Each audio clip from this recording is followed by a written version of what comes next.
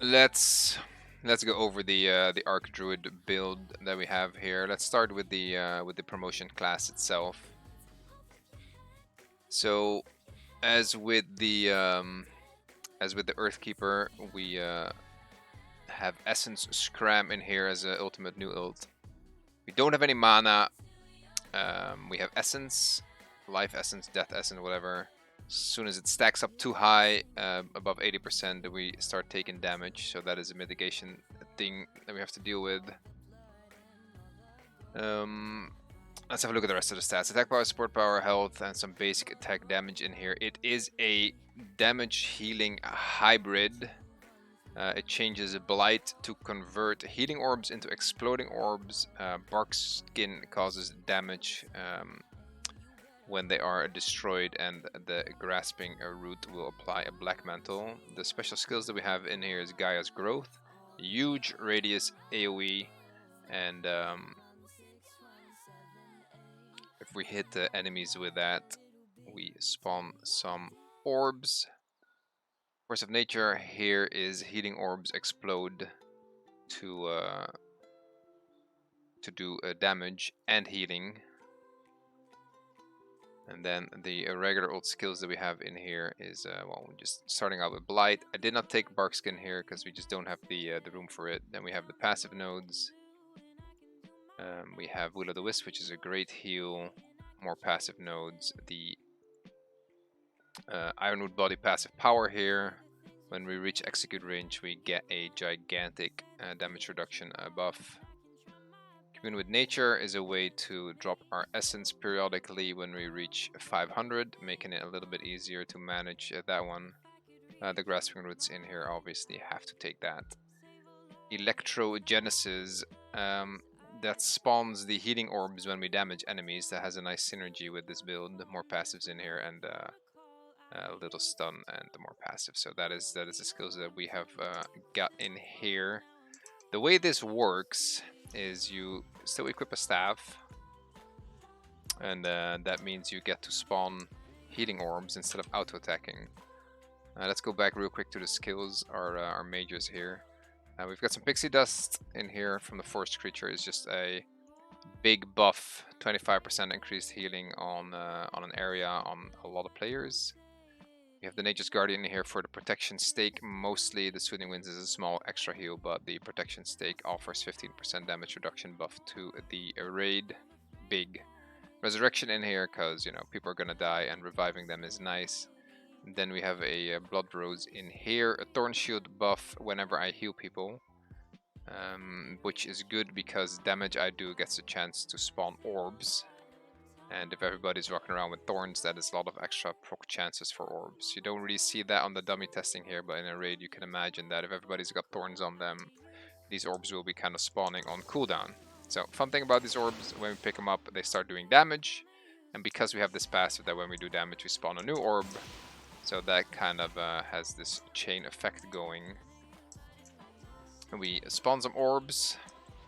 We have a big AoE heal, and enemies hit by it take some damage and are also spawning orbs.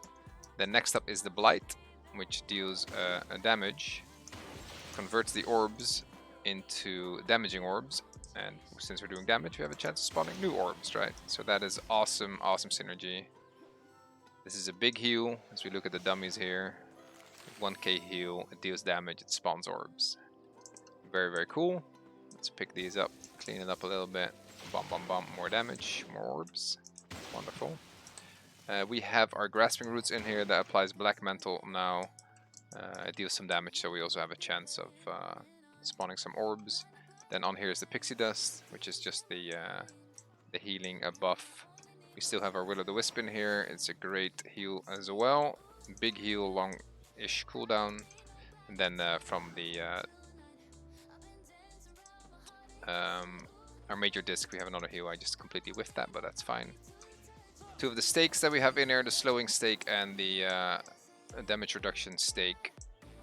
That is all the skills. There's more on the bar, but it's just it's a camouflage, which is kind of cool, but you know.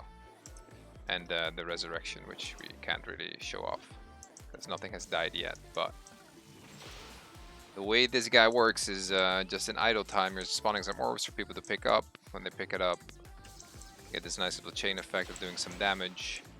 When the team needs a big heal, you can throw down this big ol' AoE, doing some more damage. Chuck a blight in there for some annoying damage and spawning some orbs.